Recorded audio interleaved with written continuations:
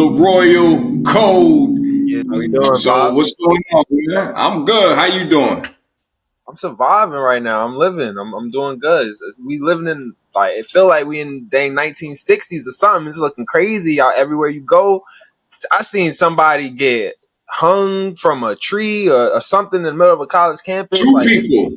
yeah, Two it's one of people, the they said. I can't lie. Like ever since, like I seen some of this comment, they said ever since 2020, it feels like we've been living in hell because you just seeing any and every like possible like negative, hateful energy just come out of people, and it's really sad to see. I hate to get so dark into like the beginning of the show, but it's like we really Yeah. just gotta address like the climate of not only America, because America for sure has its problems, but it feels like it's the world. Like everybody's just kind of like turning their back on each other. You feeling like this aura off of people that's like they don't it's not it's no camaraderie, it's no friendship, it's no hope. It just feels like we all just kind of like in this pit of despair, just kind of like watching it all burn down in front of us, and nobody's doing anything about it. We just have political leaders kind of just there, just watching the show, literally looking at it like this entertainment, seeing how much they'll be able to profit off it, seeing how much they can make their country better or more militarized than the next country. And it's just like, Man. I know that was a lot for one take, but it's just crazy to see all just happening so fast, so rapidly in this time. Like I said, it's not like we living in the 1960s. We in 2025 And and we still seeing the same acts. and it's very true. It's like, because what I was gonna say, violence in America, what's going on, but it's not just America. I mean, you look at what's going on across the world and what has been going on. And it's true. It seems like since 2020, everything has just gotten dark and just more negative. And, when you look at, it's like what this past weekend or a few weeks, just with how different acts of violence has happened. You've had that young girl that got lost her life on that bus Mm-hmm. by that fool. Like that, he's such they were talking about, well, he has mental issues. I don't care. Like, what you're doing. You know what I mean? Like, and then the system did fail him, because even his own mother said they should have kept him locked up because of he was a threat to society. Like, this is not his first run. And I'm not saying just because you're a repeated offender that you can't change and you can't be rehabilitated, because you can. There's a lot of people I know them. I have family members. We have family members like that. I have friends like that that's been, back and forth to prison, where you would say they've been institutionalized, but eventually they're like, you know what? I don't want to live my life like this for the rest of my life. I have family now. I'm having kids. Like, I want to see what I missed out because of, issues. And I understand that, you know what I mean? Like, we've all been in the streets. We've all hung with, the people they'll say it's not the right crowd. I understand that, because I have, people that I grew up with that's like that, but at the same time, they've changed. But when you see what happened to that young girl losing her life, like, she didn't deserve that. You know what I mean? And then when you go and then you look at school shootings, when is this shit gonna be done with? It's like, and then the thing I don't get, everybody screaming Republicans, Democrats, liberals, conservatives. None of that shit matters when somebody's shooting up a school. And I'm gonna tell you why. What are those kids? Are they Republicans, Democrats, liberals? Like, they're just going to school. Mm-hmm. So why does it matter when people are losing their lives? What's your political party? That has nothing to do with a loss of life. But it's these fools that's in the government and these politicians. They're stirring this up, but they're not making any sense what you're stirring up. You understand what I'm saying? Exactly. And the big thing is Charlie Kirk. Now, granted, I didn't agree with a lot of things that he said, but I didn't disagree with some of the things that he said. But my biggest thing is the way he went after Black America. I didn't like that. You know what I mean? Yeah. Because now you're targeting us, and it's like, if you have issues or you have problems with a race, don't just point out statistics. Also point out what you think solutions will be. But if you don't have solutions, then really sometimes it's not best to talk about it. Or if it is, you're going to talk about it, then talk about it amongst Black Americans who you feel can help and do something too, because we have Black leaders out there that he could have sat down with. Exactly. You know, but if you're not doing that and you're just criticizing us, then you have to also understand how we're going to feel. But all of that, that man still didn't deserve to lose his life. He didn't deserve to lose his life because of his opinions, his beliefs, his faith, his political party, whatever it was. He did not deserve to lose his life like that. And then to know that his kids, that's who I feel for, because I'm a father. You and your sister, y'all my world. Besides, of course, you know, my wife and other people in my family, but y'all my world. Yeah. There's no way in the world, in my mind, that I'm going to bury my kids. My kids are going to bury me. Mm-hmm. Those little girls, this is something that's going to play on their lives for the rest of their lives. And then the thing about it is, it's on the internet. So it's one of those things. And I also said that same thing about George Floyd too. His family will be able to see this over and over and over again. And it's just sad. It's effed up. Nobody deserves to lose their lives the way that Charlie Kirk or George Floyd did.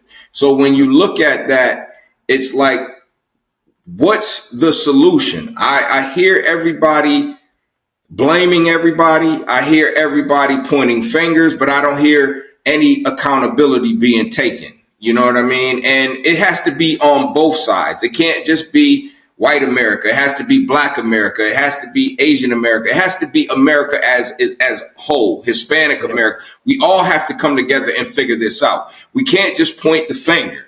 Everybody wants to point the finger at one race. And right now, we're the race being targeted. And it's why. I understand Black America, we have our own issues. I understand we have to figure out our own problems and deal with them. I get it. But so does everybody else in America. You can't just point the finger at Black America and say, well, you know, this, y'all doing this and y'all doing it. No. Mm-hmm. We have nothing to do with a lot of things that are happening and crimes that's happening in other races and nationalities. That has nothing to do with us. But it's easy to point the finger at Black America because that's who you see on the news. That's who you see in the public eye. They don't show everything else. They only show what they want to. Mm-hmm. You know, so but like, go ahead. I got a few different takes, but I'll address that right there with just like the news and what's being shown on the news. Everything is so cherry picked to paint a particular narrative, because now it's like all I see is different, you know, what they call immigrants. I don't even really like to use the word immigrants because none of us are from this land. Black, white, Asian, none of us were here except for the Native Americans that are the true native people to this country. Yeah. Sorry about that. I heard a siren. But the true native people to this country. So I don't really feel that anybody should, one, be taken or separated from their family because of their immigration status, because exactly, that has always been something that even when I was a little kid, that was been told to us, to like, this is the land of the free. You have the right to free speech. You have the right speech. You have the right to live. You just have the rights and freedom to be, which was always explained to us that what America is. So I really want to know, like, at what point, and some may say that it was when Trump came into office or when Trump's whole propaganda began is when maybe that started to kind of open up, like when that stopped being, the American dream or the American way, because it kind of radicalized a lot of people that feel like, oh, if you look different from me, if you are not born here, or if you don't speak the same language I speak, then you don't deserve to be here. And there's a lot of different things I've seen, like, especially when it comes to ICE. I'll just Kirk in a minute, but when it comes to ICE, like, they try to prevent people from speaking Spanish outside, from practicing certain religions, and because just to kind of scare them off from practicing their independence, from practicing their freedom. And somebody that's grown up in New York City, I've had the blessings to grow up around so many different cultures, from Hispanic cultures, from Muslim cultures, to Tibetan. Before I even moved to New York, I never even knew that there was people that were from Tibet. And during middle school, I had so many Tibetan friends. I've had so many Asian friends, have so many Black African friends that are actually from like Nigeria, Kenya, Sudanese, Egypt, and things like that. Yeah. Like, just broadened my scope to what the human race is itself. So to kind of see all of their cultures being taken away, especially being from Queens, like, you grow up in Queens, you can hear Spanish on one block, hear Chinese on the next block, hear rap music and all that on the next block, Jamaican, yeah, all that from just walking a few blocks in Queens. So to see that taken away from my city is something that's like, it's so like disheartening to me, because that is what made me who I am. I wouldn't be this person I am. I wouldn't be so knowledgeable if I didn't have the access to all these cultures, like, as well as having American culture as well, because that is an important culture as well. So it's something that is now, that was once so mixed. I remember Queens used to be called the boiling pot of New York City, and now it's like, is that even still the case? Because you have so many people being moved out, you have so much gentrification, you have so many different cultures being taken out of Queens itself, and that is just the scope of what's happening in New York City. I can't speak about how it's happening in other major cities, but I'm sure it's just as bad when it comes to these bigger cities, like maybe LA, Texas, that has like larger Hispanic populations, and other countries, other states that have like larger Muslim populations. So to just see their culture being like stripped away from them and still being told that they're supposed to be here practicing freedom, it's just backwards to me, and it's messed up. But yeah, it is. Yeah. But to touch on Kirk, like, I agree with you. Like, no one, and I'll say this before I even mention that, there's been over 200 public, not, I won't say public, but there's been over 200 assassinations of civil rights activists, Black civil rights activists, since 1960s. That's over 200. This is one man that we've seen how radicalized, and the movement that he was able to make off of his death. So for people to kind of see the work that he's done, whether you agree with what he's done or not, whether you agree with some of his statements, whether you agree with his opinions, whether you agree with his sides or not, there's others that have been wrongfully murdered, assassinated, taken away from their children, taken away from their dreams, that have had their lives stripped away from them based off their opinions, based off their religion, based off their gender, based off their sex, like all these different things that they've had in their life is taken away from them. So if we are gonna, how the people who are his supporters, how the people that want empathy, how the people that want his message, that was his positive message, to be heard and be respected, I want for those people to be just as loud for everybody else. That's my major problem. I want everybody to be just as loud as they are for Charlie Kirk, as they are for Malcolm X, as they are for Martin Luther King, as they are for Medgar Evers, as they are for other civil rights activists that just blankets me at the moment. But be as loud, be as angry, be as passionate as you are behind everyone that has lost their life, because not one opinion, not one life is more valuable than the other. Of course. So that's why it's like, I hate to see people like, oh, no one should be killed for their opinion. Why wasn't y'all saying this last year? Why wasn't y'all saying that 20 years ago? Why wasn't y'all saying this 100 years ago, that nobody should be killed for their opinion? It just sounds like, oh, like this is just a radicalized statement and opinion that people have now. It's like, oh, no one should be killed for their opinion. And it's like, why? Because it's someone that you follow, someone that you believed in, someone that you felt like was moving in the right direction for you and your people and what you believe in. Is that the only time that applies, that no one should be killed for their opinion? Because there's a lot of opinion. Hitler had opinions. Saddam Hussein Yeah. had opinions. Yeah. Abraham Lincoln had opinions. Hmm. Martin Luther King had opinions. A lot of these people had opinions that they were legit killed for. So Yeah. it's like, when are we going to understand that people have been killed for their opinions? And Yeah. it's only going to stop once we put a stop to opinions being solely involved in politics to the point where you completely remove the human element. People have Exactly.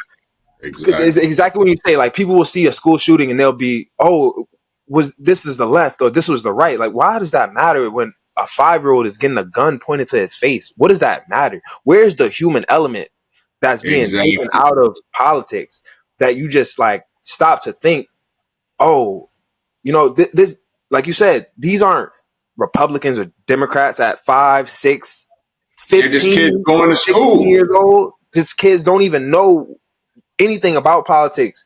So for them to kind of just be a victim of a right winger or a left winger, extremist, not only is it gonna, furtherly fuel those political opinions, furtherly fuel those political debates, but you're not gonna have no solutions. You're just gonna, like you said, just have people pointing the blame, pointing the finger. Oh, we doing this because y'all doing this. Oh, it's school shootings because there's no restrict gun laws, or we'll restrict gun laws and people will still have school shootings. It's like there's so much debate, no solutions to what we can actually do to solve the problem, and that's people dying for their opinions. That's the real problem. Exactly. And Regardless, see, go ahead. go ahead. No, I was just gonna say, even when it comes down to different religions, religion is an opinion, and people have been getting killed for that since the beginning of time. Beginning of time, of course. Oh my goodness. And you look at it, it's like now they're coming with rules where if you are saying anything derogatory or anything disrespectful towards Charlie Kirk's death, you can get to a point to where they can bring legal actions towards you. Of course, people are getting fired. Now, I get it in the sense of where they say freedom of speech doesn't equate to freedom of consequence, because a lot of these people that are getting fired are working for companies that may be privately owned. So they want to uphold a certain image for their company. And I totally understand that. Nobody should ridicule or make fun of this person losing his life, because at the end of the day, it's still a life loss. Yeah. The thing where I was, basically having some debates with people, I'm like, well, y'all getting mad at people for making fun or saying things about him during his death, but y'all were very quiet or making fun when Trayvon Martin lost his life, and all he did was defend himself. Yeah. When you throw that back at people, oh, but we're not talking about that. Did Trayvon have a following like Charlie? Was he an impact? I had to tell somebody he was 17 years old. We never had the opportunity. We never had the opportunity to see who Trayvon Martin could have become. His life was cut short. And what has happened to George Zimmerman? Nothing. Nothing has happened to him. So it's like by Kirk. And you also know they set up GoFundMe's for him. They've done all of this. Mm-hmm. Where was America? The empathy, where was it then? When I did see it happen, where I was thinking, okay, well, we are making some progress and some change. The protest that happened over George Floyd, and it's sad that he had to lose his life for a period of time where we all came together, and it seemed like that's what people are trying to express about Charlie Kirk. And I do get it. He did have an impact. Like I said, I didn't disagree with a lot of everything that he said. It's certain things that he said, I agreed with him. Yeah, just because you racist don't make you wrong about everything. Don't make you wrong. Just because you're a bad person, just because I disagree with a lot of other things you say don't mean every single thing you say is wrong. That you're saying is wrong. And I can sit here and say he can have an intellectual conversation, but he's not having it with the people that you're basically saying that they should be the ones to make the change or make the help. Well, then those are the people that you should talk to. Those are the people that, because if you would go into these black communities or these minorities communities and talk to these leaders and sit down and talk to the people, they'll open up your mind also, because now you're not just basing it off statistics and fabricated facts, because a lot of the things that come up are fabricated facts. But when you sit and actually have these conversations with these people, you could have talked to people like Dr. Umar. You could have talked to people like Minister Farrakhan. You could have talked to even Obama. You could have had these conversations, and there's more other people too, but I can't think of it right now. But you could have had these conversations with black leaders where they could have opened up your mind.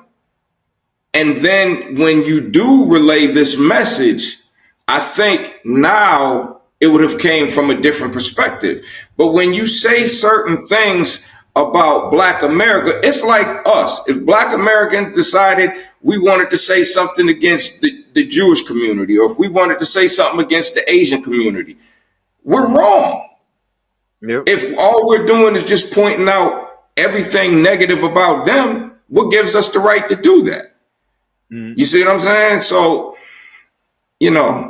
it's unfortunate. And then when you look at it, now we have to rely on politicians now who are very upset, because now it's really them versus us versus them, and it's sad, because these are the people who are responsible for making decisions that affect me and you, and affect you even longer later down the line. Because now what they're doing is they're raising up the next group. And I don't mean from young kids. I mean the 30s and the 40-year-olds that are coming up right behind them. They're making sure they push the same agenda. So now what ends up happening, now it really becomes everyone against the people. But then when you have people that are agreeing with them, well, where's the fight for us? And I don't mean us as Black Americans. I mean us as people that aren't in politics, people that the decisions impact us every day, the everyday, regular, common person. You know what I mean? So it's sad, because no way in my lifetime should I have seen this many school shootings. When I was coming up, unheard of. When you were coming up, unheard of. Heard of. Fights, yes. Gang fights, yes. People getting jumped, yes. School shootings, it wasn't happening. Even a kid bringing a weapon to school was one of the biggest. They would catch it right then. And that would be one of the biggest things for like your high school. Like at that time that you was in high school, you seen somebody with a weapon, they got caught with a weapon. That's talked about for the whole. Of this, it's sad that Charlie Kirk had to lose his life. George Floyd had to lose his life for people to kind of like start speaking out and start seeing that there's issues. It's bigger than race. It's bigger than politics. It's bigger than religion. But the problem is that's what we're using to fuel our arguments. And that's where the problem, where the problem lies. So I feel like there's like, with everything, when there's a lack of purpose in a person, they are very easily swayed. They're very easily influenced. Manipulated, brainwashed, all of that. And I feel like that's just the state of the world. Like if we were all just, considered one being, we are just like lost. There's no human purpose. There's nothing that the human race is itself working to solve. We're all just Yeah. here existing, some for personal benefit, some for corporate benefit, some for the benefit of their family, but there's no human unified goal. We're all not waking, that's myself included, we're all not waking up with the betterment of everyone on our mind, with the betterment of just the world on our mind. And I see people when, regardless if you talking or you arguing about Charlie Kirk, you arguing about George Zimmerman, you arguing about George Floyd, you'll bring up one or the other, or you'll bring up what's happening in Gaza, what's happening in Israel. They'll be like, "Oh, that's not our country. We don't. Why would we care about it? Why don't you?" That's Why the problem. don't you? Exactly. That's the problem, because you have some of those people that have their families there. So those people that are here in America are Americans, whether you like it or not. That's going to affect them. That's going to affect how they feel. I have a few friends that are both Israeli and they have family that's Muslim. They completely confused on how they're supposed to feel about certain things around certain family members, because they're so unsure about who's right and who's wrong due to a lot of misinformation that's given to us from the media. But you also have, again, people here in America don't know what's going on. Like, either free Palestine, or they're in support of Israel. They just want to be a part of something that is against someone else. As long as they are on a side, as long as they have something to defend, as long as they have something to oppose, they feel like that is their purpose. But like I said, there's no unified goal. We not all. Even when I remember, there used to be a big push with saving the world for global warming. It's like nobody gives a fuck about global warming no more. Nah. It never went anywhere. Ain't nothing changed. If anything, I'm pretty sure everything got either worse or substantially just sustainable for us to kind of exist. But I doubt that there's been a drastic change in Antarctica. I doubt that there's been a drastic change from climate in different parts of the world that's been completely altered. I doubt that there's been a big change on what's been dumped into the ocean. Like, where's all this stuff going?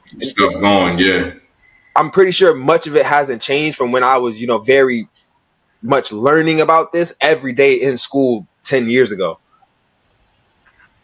So it's just that lack of purpose as, the human race. Like, and I feel like nobody has really ever really spoke about that we are not really working towards anything together. We're not working towards the betterment of Earth. We're not working towards Earth, no, at all. So, and on that note, I am the king. I am the prince.